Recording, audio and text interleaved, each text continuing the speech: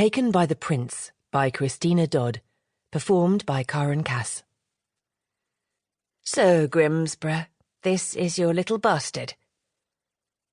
11-year-old Saber stood on the thick rug in the middle of the big English room in the big English manor.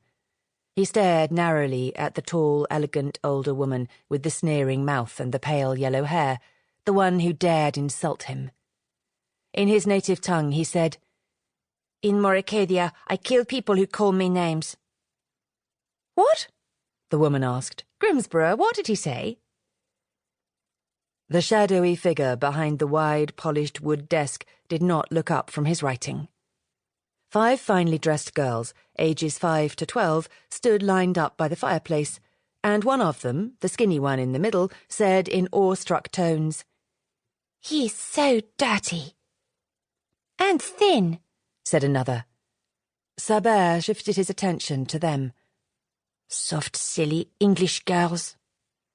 They stared at him as if he were a trained dancing bear, and when he glared, the littlest's brown eyes filled with tears. She popped her thumb into her mouth and slid behind her sister's skirts. "Look, he's tired." The eldest spoke with authority. "He's swaying on his feet." Then, in unison, the 4 eldest girls smiled at him, kindly, sweetly, as if nothing ugly or brutal ever touched their lives. Saber hated them.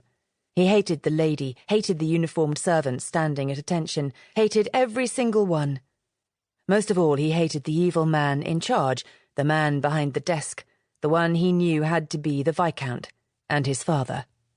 Again, in his native tongue, Saber spit, "Stupid English wenches." "What did he say?" The sneering English lady looked between Saber and the Viscount. "What did he mean?" For the first time, the man spoke. "Bring him to me."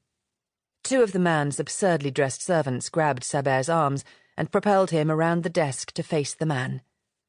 Grimsborough gestured for the candelabra to be brought closer, and when the light struck his face, Saber thought he looked like the older woman. Not in his features, which were sharp and strong, but in the aristocratic lift of his chin and contemptuous curve of his mouth. The English lady drew in a sharp breath.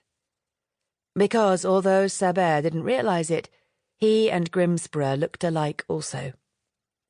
Grimsborough examined the skinny, filthy, tired child as if he were a bug squashed beneath his shoe.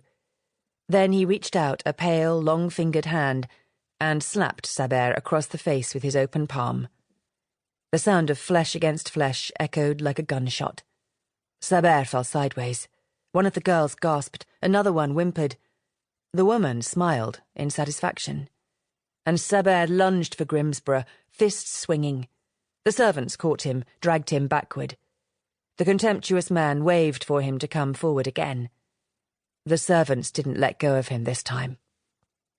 Grimsborough put his narrow patrician nose so close it almost touched Saber's, and his soft, deep, menacing tone raised prickles of fear along Saber's spine.